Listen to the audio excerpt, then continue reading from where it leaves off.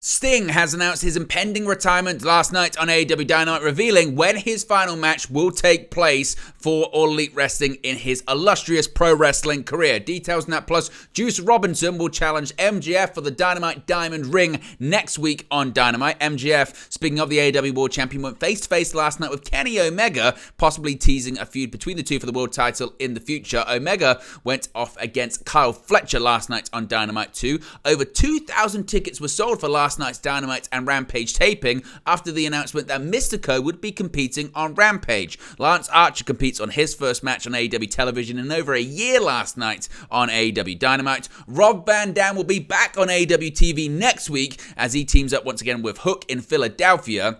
Eddie Kingston will be facing off against Jeff Jarrett in a Memphis street fight this weekend on AEW Collision. Speaking of Collision, tag team title match has been set for this Saturday's episode. Wardlow makes his intentions clear on Dynamite last night. Not only is he coming after MJF, but he shoved down Tony Schiavone in the process. Several title matches have been announced for Battle of the Bouts this coming weekend. Edge, the former Edge, Adam Copeland, has filed a trademark with Cash Wheeler and Dax Harwood of Rated FTR. Jade visits WWE headquarters, and the date and location for Ring of Honor Final Battle is revealed.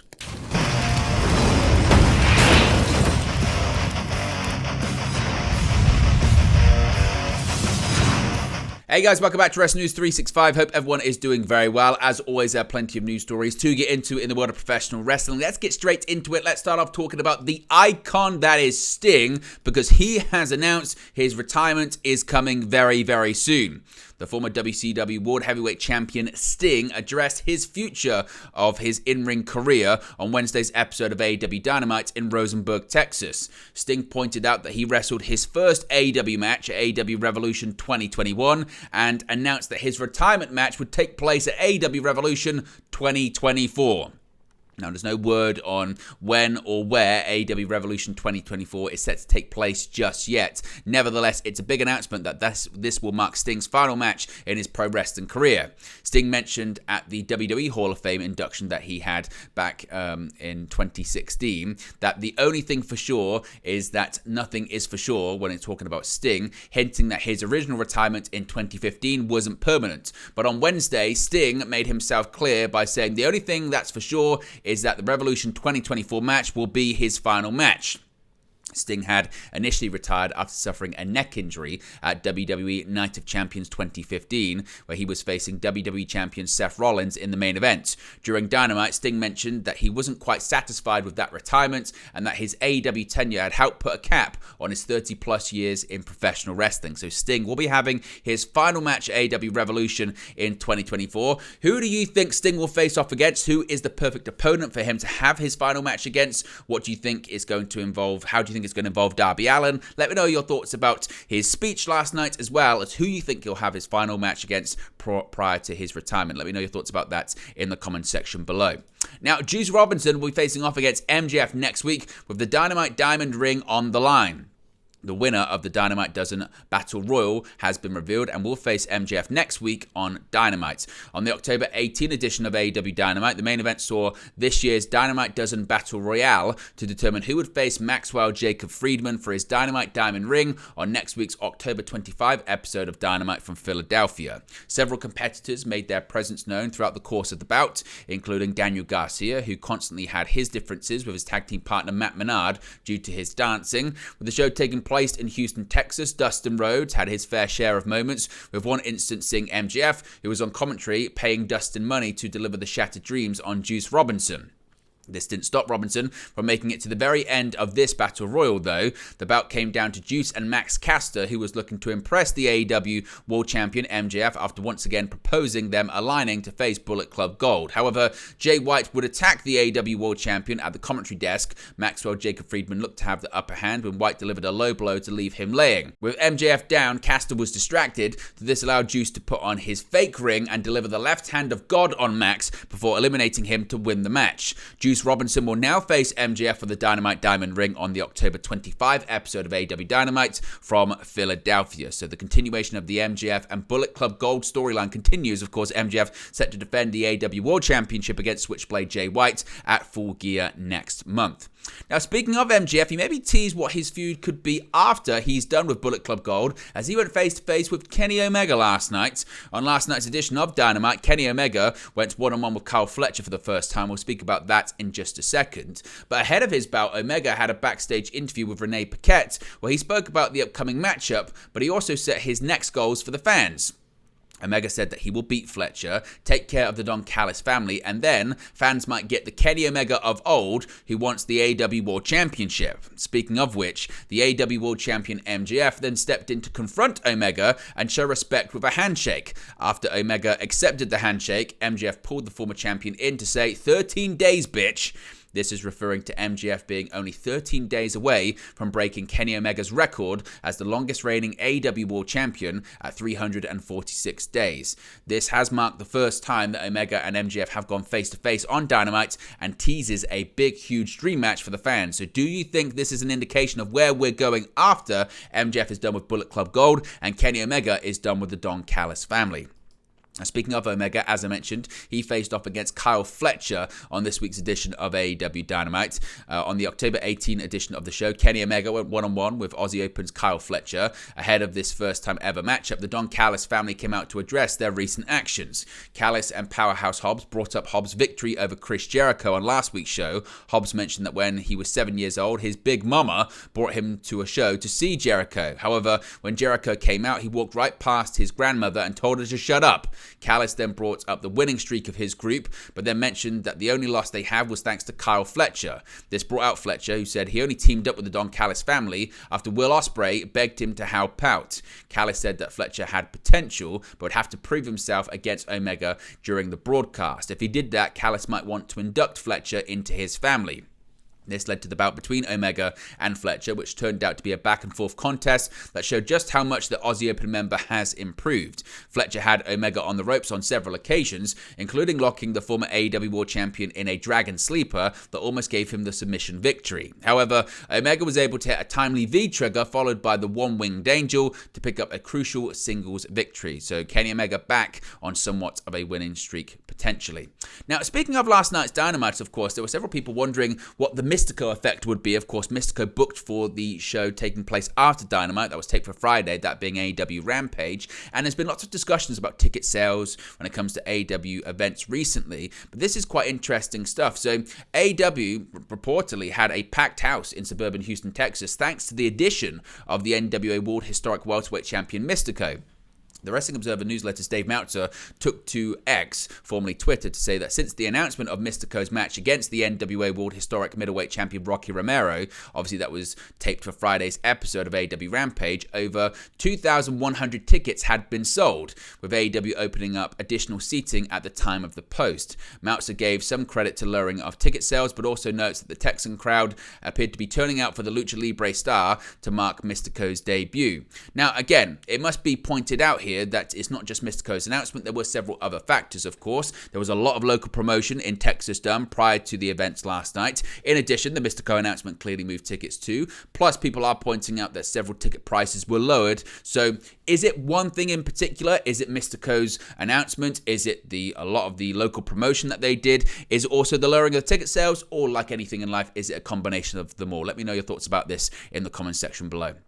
Now, going back to AEW Dynamite last night, Lance Archer appeared on the show and competed in his first Dynamite match in over a year. Lance Archer certainly made an impression on his opponents on the October 18 episode of AEW Dynamite, and he's now actually reacted on social media as well. Archer made his return to AEW, having last been seen at July's Battle of the Bouts 7 to face off against Barrett Brown. His last AEW Dynamite appearance, though, was back in June of 2022, where he teamed with Chris Jericho in a losing effort against Hiroshi Tanahashi and John Moxley. Archer's entrance, which can be seen during the broadcast, saw him kicking his opponent to the ring, as noted by Justin Roberts on ring announcing duties. Roberts didn't stop there, with him also taking a pause as he introduced Archer as Brown did a dive through the ropes. Archer commented on his return match on Twitter, writing, quote, "Make the most out of every damn second you get." And that's something that Archer definitely did do at the Rosenberg, Texas show. The match may have had a 20-minute time limit, but Archer was able to put Brown away in just over 1 minute. What are your thoughts on Lance Archer's return to AEW Dynamite TV, and do you think it's going to lead to anything in the future? Speaking of returns, Rob Van Dam will be back on AEW TV next week on AEW Dynamite. In August, WWE Hall of Famer Rob Van Dam made his AEW debut on the 200th episode of AEW Dynamite. Following his debut match against Jack Perry, Van Dam would later return to All Elite Wrestling to team with FTW champion Hook in a victory over Matt Menard and Angelo Parker on an episode of AEW Collision last month. Now, it's now been reported and announced that Rob Van Dam will be back next week. On the October 18th episode of AEW Dynamite, the company announced that Rob Van Dam will return to team with Hook yet again on next week's episode of Dynamite from Philadelphia. So that match is now set for next week, and it looks like this fledgling relationship between AEW and Rob Van Dam is set to continue.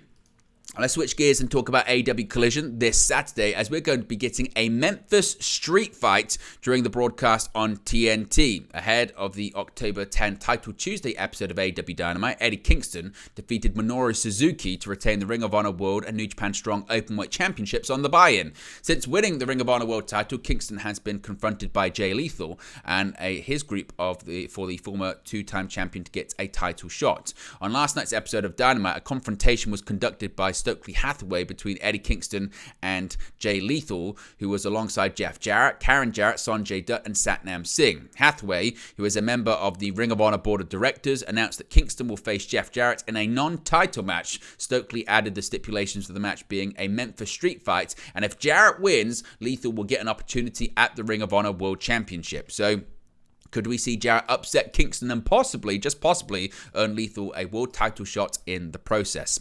Speaking of Collision, a tag team title match has been announced for this Saturday's broadcast on TNT as well. On the October 7 episode of AEW Collision, Ricky Starks and Big Bill defeated FTR to win the AEW World Tag Team Championships in dominating fashion. The new champions kept themselves busy on the following week's Collision by getting involved in costing Bryan Danielson the TNT Championship against Christian Cage. It now seems Starks and Bill will have to deal with the Blackpool Combat Club once again this coming Saturday. On last night's AEW Dynamite, the company announced that Ricky Starks and Big Bill will defend the AEW World Tag Team Championships against the Blackpool Combat Club's Claudio Castagnoli and Wheeler Yuta on this Saturday's October 21st episode of Collision. This match will mark the first time that Castagnoli will vie for AEW Championship Gold. Also announced for Saturday's show, Miro will face Action Andretti in singles action. Now let's go back to Dynamite last night, because Wardlow has made his intentions clear for the first time since returning to AEW television, and possibly may have just turned heel in the process. On the 4th anniversary edition of AEW Dynamite, Wardlow made his return to the company for the first time in nearly 4 months. Now, eagle-eyed fans were able to point out the fact that the former TNT champion had written MJF on his wrist tape since his return. On last night's episode of Dynamite, Wardlow picked up another dominant victory when he defeated Ryan Nemeth with just one powerbomb via a referee stoppage. Following the bout, Tony Schiavone came down to the ring to interview the big man and ask him what he was back in AEW for. Simply raising his wrist tape with the letters MJF written on it, Wardlow gave his resounding answer to everyone to see and then proceeded to push down Schiavone to some boos from the fans. Where do you think this one is going? Are we eventually going to see Wardlow versus MJF for the AEW World Championship? Are we getting a bit of a roadmap as to what MJF is going to be doing moving forward on television? Possibly matches with Kenny Omega and possibly matches with Wardlow. And what do you think about Wardlow possibly turning heel in the process here? Do you think this is a good move for him? Let me know your thoughts about that. Now, this coming weekend on Saturday, it's not just going to be AEW Collision on TNT, but it's also going to be the next iteration of Battle of the Bouts, and several title matches have been announced for the broadcast as well. 3 big title matches have been announced for this Saturday's AEW Battle of the Bouts 8. All Elite Wrestling will present their 8th quarterly Battle of the Bouts event this coming Saturday, October 21st. On the October 18 edition of Dynamite, the company announced the lineup for the show. The show will be headlined by the acclaimed and daddy-ass Billy Gunn, defending the AEW World Trios Championships against Daniel Garcia, Daddy Magic Matt Menard, and Cool Hand Angelo Parker. Also, Orange Cassidy will defend the AEW International Championship against the winner of a 3-way match on the October 20 episode of AEW Rampage. The 3-way bout will be between John Silver, Brother Zay, and Kip Sabian, with the winner moving on to be the first challenger for Cassidy's second reign as champion. Finally, Chris Statlander will defend the TBS Championship against Willow Nightingale for the first time. This Saturday's AEW Battle of the Bouts 8 will follow the October 21st episode of AEW Collision, starting at 10 p.m. Eastern. Once again, that will be live on TNT. And though this might be a bit of a interesting insight to where we're going to be headed in the future, because Adam Copeland and FTR filed an interesting trademark for possibly a team name. Now, Adam Copeland has long had a history with former AEW World Tag Team Champions Dax Howard and Cash Wheeler, with Cash being one of the names who helped train him for his in-ring return back in 2020. With Copeland now in AEW alongside FTR, fans have speculated that an alliance could be formed between the three men, and that eventually may be the case. Adam Copeland, Cash Wheeler, and Dax Howard all applied to trademark the term rated FTR on Wednesday, October 18. It looks like possibly we're going to be seeing this group compete on AEW television in the future. Who would you like to see them face off against? Possibly Christian Cage, Luchasaurus, and Nick Wayne. Would you like to see rated FTR go for the AEW World Trios Championships as well? Certainly could be interesting. Of course, this isn't the only group name that FTR have recently filed for, with them also trademarking for the name CM FTR earlier this month. That's their alliance with former AEW World Champion and former AEW star CM Punk. Now, Jade Cargill, she's been visiting WWE headquarters this week, and she shared these pictures on social media. New WWE star Jade Cargill has posted a series of photos of herself posing outside and inside WWE's brand new headquarters in Stamford, Connecticut. The former AEW star posted 3 pictures on X, the first of her posing in front of WWE's headquarters, which you can see right there. The second was her actually being inside the building, which you can see right there. In fact, she said, "I don't know, y'all, red looks pretty good on me." And the third was in front of this recently installed giant WWE championship that sits outside of the building that isn't currently finished quite yet. Nevertheless, certainly it's got a lot of people talking. Cargill posted videos of her arriving at the headquarters on her Instagram stories, mentioning that she had a busy day of meetings, presumably with WWE executives at the Stamford headquarters. The one-time AEW TBS champion has made appearances on all 3 brands, Raw, SmackDown, and NXT, since featuring for the first time in WWE earlier this month at the Fastlane Premium Live event. At the show, she was welcomed by WWE's Chief Content Officer Paul Triple H Levesque. She then appeared on the October 10 edition of NXT, which competed head-to-head with AEW Dynamite, and was greeted by Shawn Michaels. Her next appearance on WWE TV was on last week's episode of SmackDown, the season premiere of the show, when she came face-to-face with Charlotte Flair after the two were introduced to each other by a beaming Triple H. Cargill then made her Raw debut this past week on the season premiere of that show on USA Network, where she seemed to indicate that she wants to go after Becky Lynch's NXT Women's Championship. This was followed by her featuring once again on NXT this week. Where do you think Jade Cargill is going to land? Finally, the date and location for Ring of Honor's Final Battle 2023 pay-per-view has been revealed. Ring of Honor's final pay-per-view of the year, Final Battle, will emanate from the Curtis Colwell Center in Garland, Texas. On December 15, the company announced Wednesday. While no matches have yet to be confirmed, the poster features the likes of Ring of Honor World Champion Eddie Kingston, Ring of Honor World Champion Athena, Ring of Honor Pure Champion Katsuyori Shibata, Ring of Honor World Television Champion Samoa Joe, and the Ring of Honor World Six-Man Tag Team Champions, The Elite. Interestingly, the poster also includes AEW World Champion MJF, who currently holds the Ring of Honor World Tag Team Championships alongside the injured Adam Cole. Due to Cole's injury, MJF defended the titles by himself against the Righteous at Wrestle Dream, so he could presumably do so again at Final Battle. Some of the active tag teams on the Ring of Honor roster include The Boys, The Gates of Agony, besides others such as Light Camera Faction and Shane Taylor Promotions that regularly wrestle at Ring of Honor tapings. Any of those teams could potentially challenge MJF in a handicap match, unless, of course, Cole was cleared to the ring to return to the ring by December, which is incredibly unlikely considering he's only just undergone surgery on his ankle. At last year's Final Battle pay-per-view, Claudio Castagnoli defeated Chris Jericho to capture the Ring of Honor World Championship. The event also marked the last time the Briscoes wrestled together on Ring of Honor TV before Jay Briscoe died in a tragic car accident on January 17, 2023. Athena's dominant reign as Ring of Honor Women's World Champion got underway on the show after the Fallen Goddess defeated Mercedes Martinez for the title. Since that victory, Athena has successfully defended the title on 17 separate occasions, defeating the likes of Kiera Hogan, Marina Shafir, Madison Rayne, Willow Nightingale, Sky Blue, and most recently, Layla Hirsch. But there you go, guys. Latest pro wrestling news for you. Be sure to smash a like on the like button. Be sure to subscribe bottom right-hand corner. As always, let me know your thoughts in the comment section below, and I'll speak to you again very, very soon. Hey guys, thank you for watching, listening, streaming, or however you come across this video today. Be sure to click on the video on the right there to watch our next video, or click the bottom there to subscribe, or the bottom right hand corner. Thank you very much, and I'll speak to you again very soon.